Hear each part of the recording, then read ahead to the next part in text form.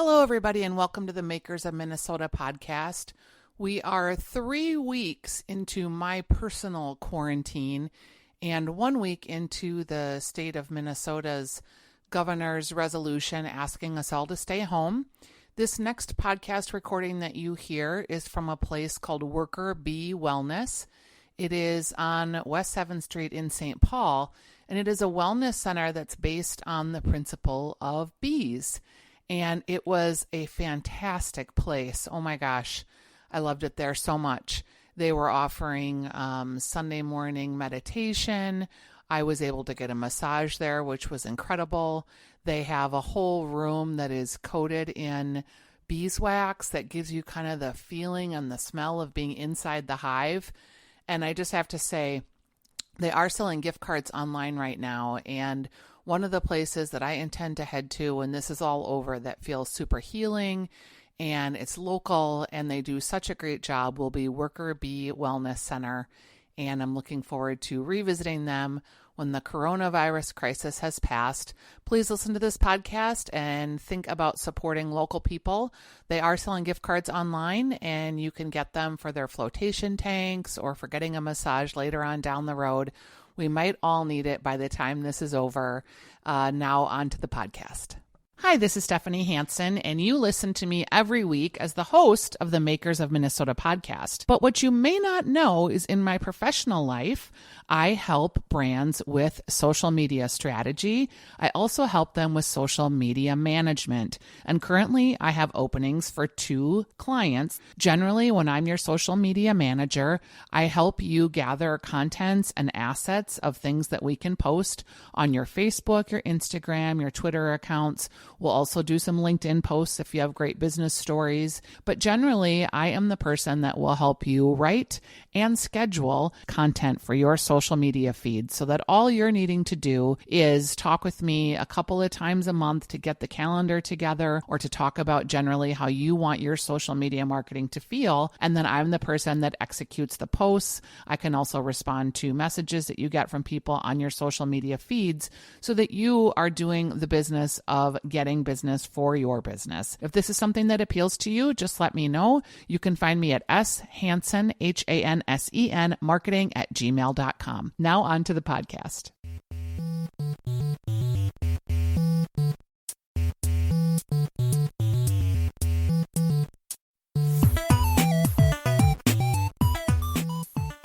Hi, this is Stephanie Hansen, and welcome to the Makers in Minnesota, where we're talking to cool people doing cool things.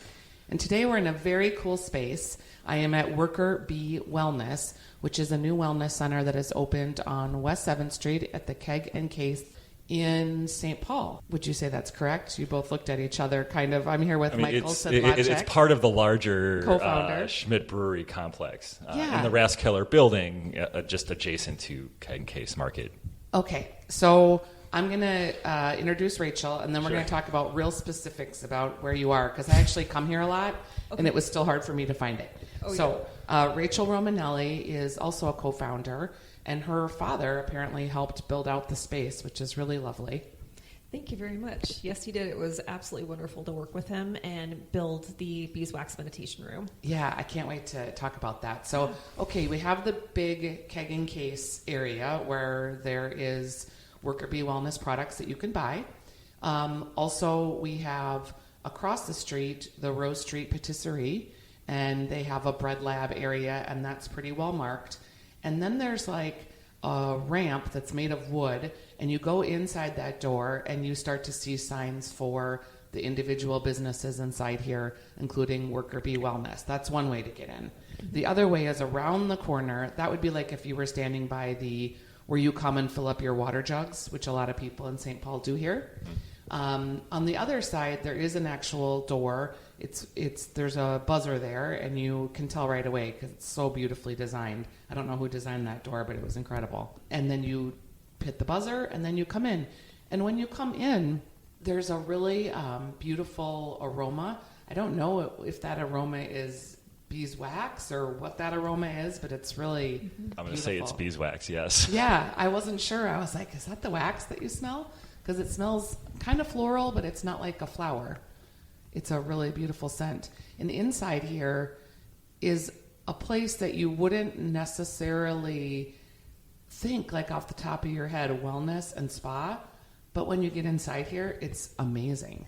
It's like you're in a beehive. It's like you're in a honeycomb. There's all these little nooks and crannies. When you guys saw the space right away, who saw it first? I think that was actually you saw it first, didn't you? It was me. Yeah, and then we all kind of got drug along the next the next time.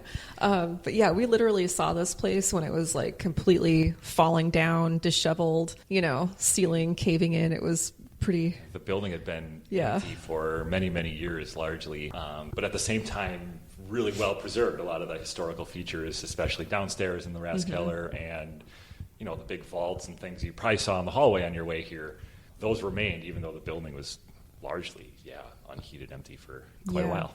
Yeah. And had you lived in St. Paul, or what was it about? Was it this place, or how did you hear about this being even an option? I had originally got contacted as worker bee for part of the keg and case market. Yep. And I came down to see the project. Old historical projects are always fun.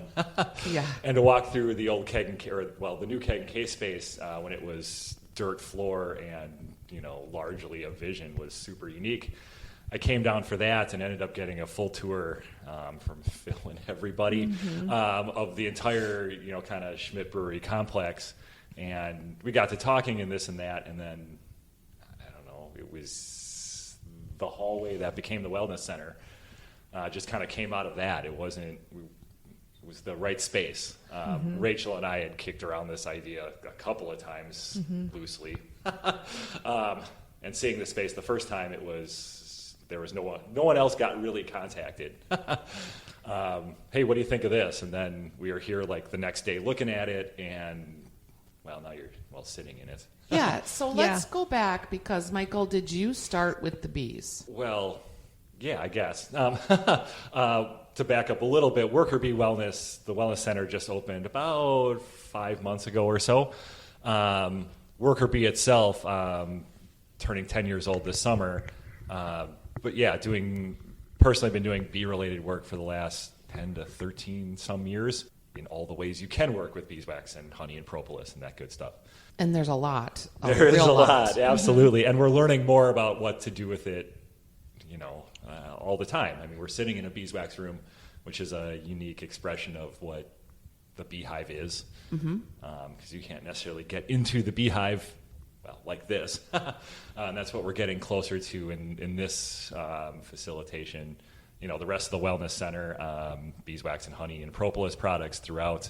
But yeah, there you go. I think your products were the first products that I became aware of from obviously honey, and honey is medicinal, but I think your products and Burt's Bees actually were the first products that I felt like really crossed over into a wellness arena, into other ways that you could use beeswax. Do you want to speak to that? Yeah, I mean, Burt's Bees was really the pioneer in a lot of, maybe not the pioneer in the use of beeswax and honey, but definitely in getting it out to the people. Historically, beeswax and honey and propolis goes back thousands of years in their medicinal use.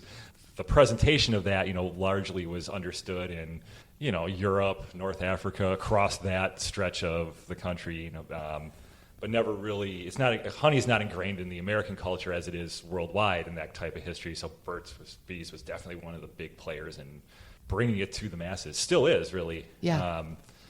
We kind of do our own approach in beehive work. The sourcing is different. The formulation is different. We make the whole product line still ourselves in Minneapolis, formulation to packaging to, the wellness center. Yeah. Like all the way.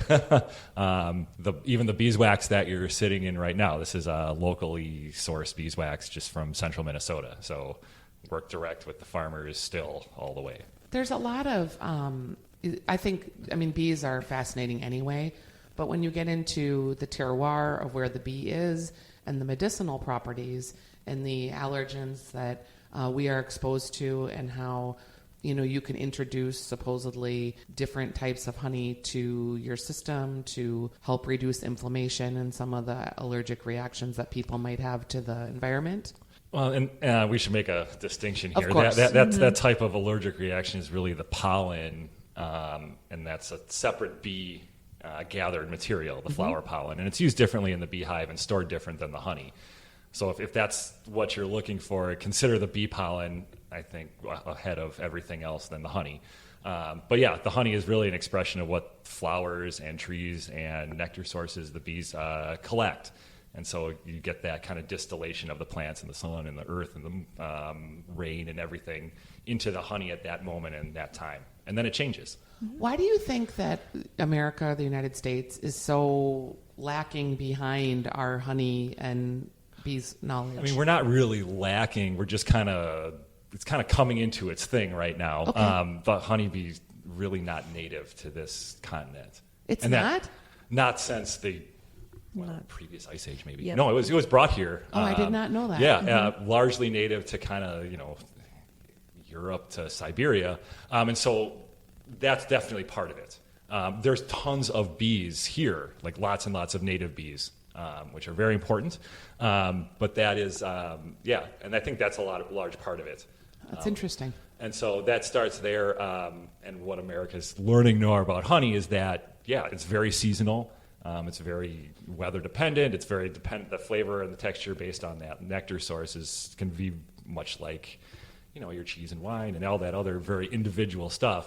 And that's exciting to a lot of people. Honey for a large time is, sweetener, baked good ingredients. So it's kind of having a resurgence in usage medicinally or, just in different cooking applications, cocktails, or just paired with more, not unusual things, but I guess a little more adventurous things than previously. Sounds so cool.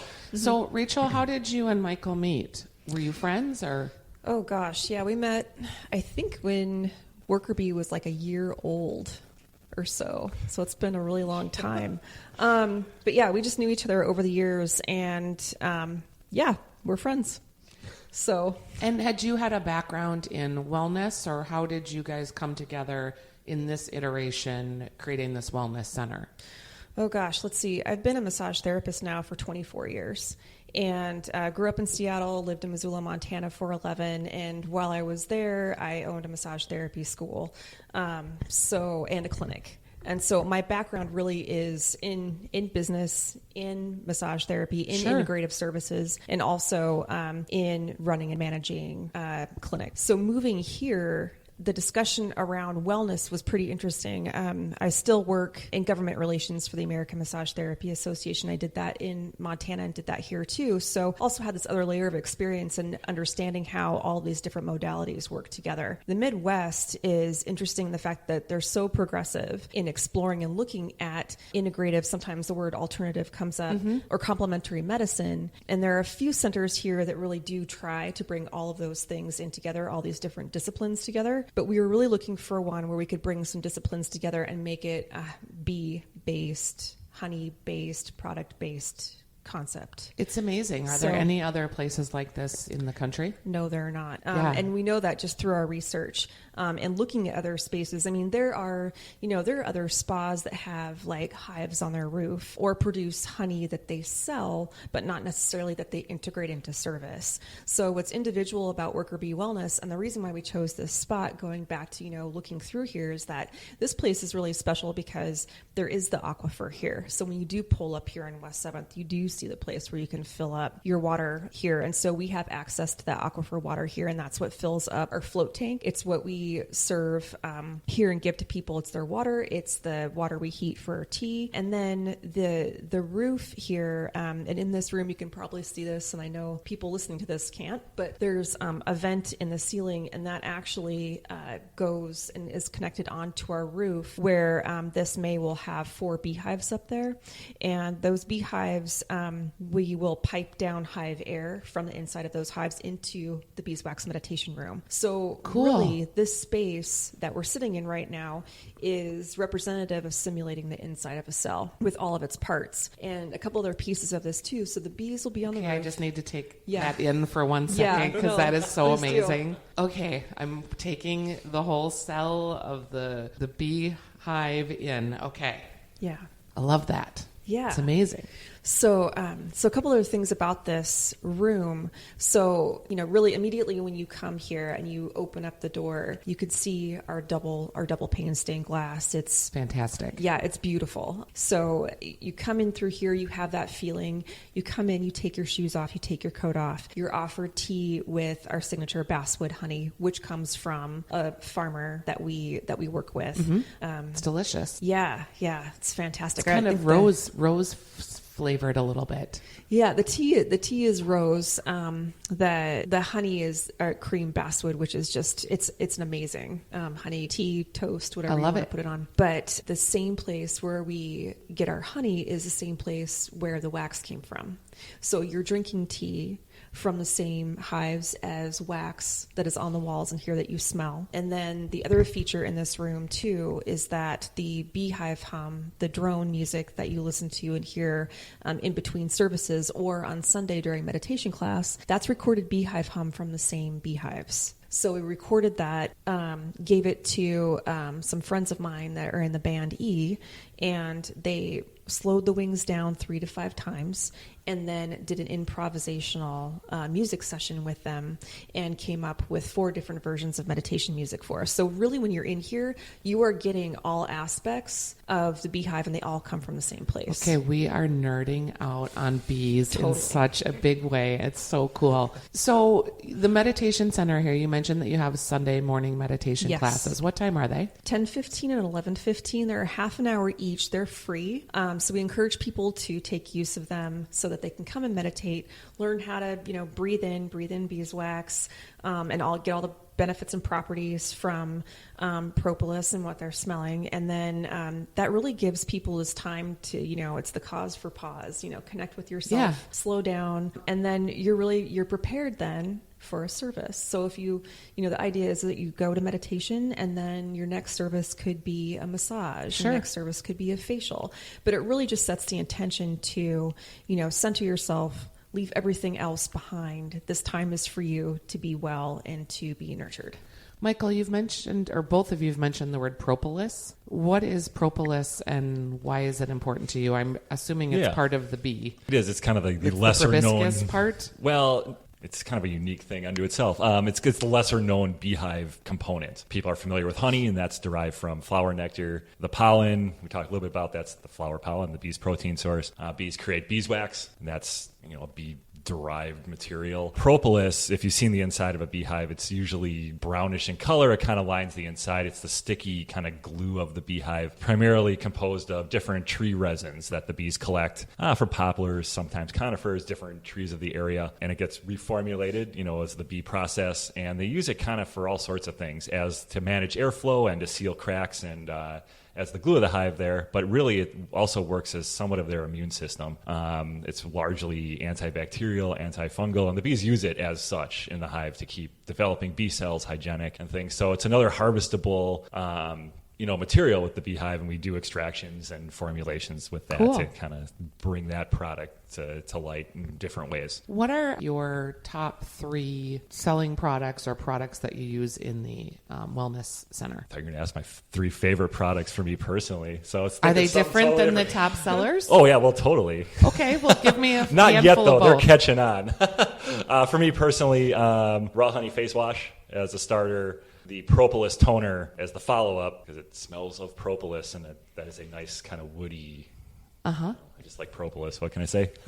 And for my skin type, it's really very appropriate. And then I go back to one of the first products we ever made, the cream, which is one of our best sellers, just as a regular kind of hardworking hand cream. So those are my 3 go-tos I have personally. that hand cream. It's pretty delightful. Still the same as we always made it. Rachel, are there any products that he didn't mention that you particularly love? Well, I would have to say that I second the love of the lotion. I like the scented version though. I think it's great for skin, especially during the harsh winter months. It helps to hydrate around your eyes, but it doesn't, eyes and forehead, all the places where you get wrinkles. Yes. later on in life. You have beautiful skin too. I'm like looking at you. You're barely even Thank wrinkly. you. It's because of the lotion. Yeah. Okay. Seriously. Go with that. I love it. But It makes me want to buy it. There's that, but I The think estheticians here are good too. yeah.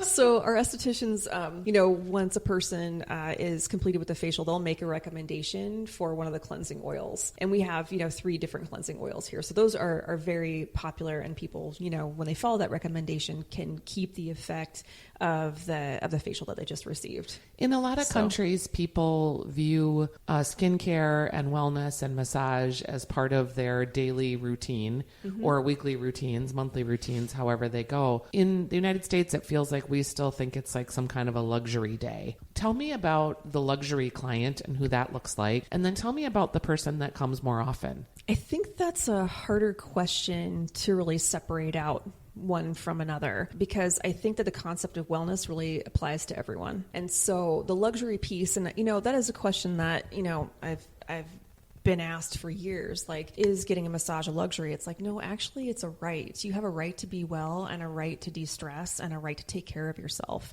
We don't need to apologize for taking that time away to do that. It is something that I think, you see people as they go along in their lives, and even now, we're such a fast-paced society. There's a lot of anxiety, a lot of demand. And so the need for offering different ways to take that time to decompress and take care of yourself is really important, and really we're seeing that rise happen. And it's not just, typically you would say, well, a person maybe mid-30s, 40s, 50s, they're in their career, they are looking for ways to take care of themselves. They probably go, they might go work out, they go to yoga, right? They go and get a massage or get a facial. That's generally the time, midlife, where people start thinking about, what they need to do to maintain. But we see this in younger populations too, meaning, kids that are going through puberty, and young adults that are having issues with acne, and people that are, really wanting to not only just make that connection to know how to live better themselves because they, want to take time to de-stress, but also people that are invested in, looking at the products and looking at what the company's mission is too. I think that, our company has an amazing story in how we've stayed really, really rooted to, supporting local, and really rooted to keeping things as natural as possible and utilizing all of those parts. So we really see a span, of that range in our clientele. So going back to the original question, who receives these services, it really is a service for everyone. And I think that, our price point isn't so unattainable for people as well, right? Because we want the services to be utilized for people so they can be well themselves, and then be able to be better in their lives once they leave. So services that you offer are facials, massage. You mentioned the float tank. Tell me about that. Yeah. So the float tank is a beautiful thing. It is 165 gallons of water and 1,100 pounds of salt. It looks like a big egg. So float tank therapy, or sensory deprivation therapy, has been around since the 70s, and it was used primarily for people that were experiencing PTSD, anxiety, and depression. Going into a float tank for an hour or an hour and a half is like giving yourself self-induced meditation time. So we have people that come for anxiety, for depression, for chronic pain as well. So it's a great way to really turn everything off. That's the point of sensory deprivation. It's to really take all the stimulus out of your environment and let yourself fully relax. And that sounds terrifying, kind of. Just the idea of how long it is. I don't think I guess I have anxiety, but I don't, I think I turn it into like work and activity anxiety. Mm-hmm. It's not usually where it's so unsettling that I have a hard time functioning, which I know a lot of people do. So you get in the tank, and an hour, is it that you're literally floating with your head supported? You can float in that tank with your head supported by the water, just because it is so buoyant and dense that, you have no other choice but to float, really. There is a little, it's called a halo, you can put behind your head if you would like to have that support too. There are lights inside the tank, so you can have lights on or lights off. And of course, that's dependent on whether you want to keep your eyes open or not. Sure. But then the other thing that's in there too is that we have different tracks of music, meditation, classical music, ocean waves. I can't wait to try it. Yeah. I'll have to come back and try it. It sounds really cool. Yeah. So facial massage, the float tank. You don't do like hair care and skin and, or not skin, fingers and toes and that kind of thing. It's mostly just facial. Yeah, Okay. we don't. I mean, I think that, some of the products that are used in hair, even when they are natural, would overpower, the smell would overpower the smell that we have going on here, which is lovely. The other thing that we do have is an infrared sauna that has color therapy and salt therapy too. Okay, what's that? That sounds cool. So yeah, salt. Okay, so salt therapy. There's a little machine that's from Germany, and it takes microground salt, about 1 tablespoon per session, and disperses that into the air. So it's a fantastic way to help heal your sinuses and your bronchioles during cold season. And it is also helpful for people that have allergies and sinusitis and things like that. Color therapy, again, we're in a place where we have winter 8 months out of the year. This year we've got some relief, I think. Yeah, it's been a winter, pretty great winter, all told. Yeah, really. Very fortunate. Mm-hmm. But color therapy is used, again, for, seasonal affective disorder, anxiety, depression. Colors that are recommended to be under during that time are green and are really like soft orange, so kind of simulating sun. Cool. Yeah. Okay. Well, it is very exciting to have you in St. Paul. I'm glad you picked this spot. I mean, when you're in here, you can see why you picked it. It seems like it fits so with your ethos and what you're trying to accomplish. Is it hard to market this space to people?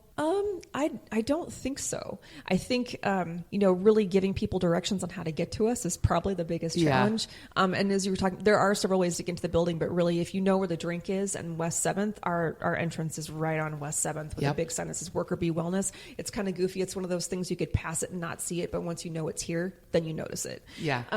And the parking is free and it's ample. And so that's helpful too. Sure. But I think it's not a hard sell. I think people are very curious about it, and because we offer a couple different ways to introduce the center to people. Yeah, the free meditation is a great idea. So we do have people that come here every week just for free meditation, and that's fantastic because they're doing something that's taking care of themselves, and that's what really it supports our mission. That's what we want. Well, and I see you both as sort of community-driven people too. So if that's what introduces someone to the idea of wellness. Yeah. I'm sure it's like, bring it on. Yeah. It's all about supporting your community, I think, and contributing something that's going to be beneficial to the people around you. Is yoga something that you guys offer? I can see somewhere in here that fitting in. We've explored that. Our room is great for meditation. For yoga classes, it would need to be something that would be smaller. We'll see. We kick that around every now and then. Yeah, like 4-person yoga room. Yeah. Right. Excuse me. When you talk about price point, did you have to compare yourself to like other spas? Were you looking at like more price points around the country or price points for Minnesota? How do you price a massage? Because it's so varied. Yeah, I know where the research came from.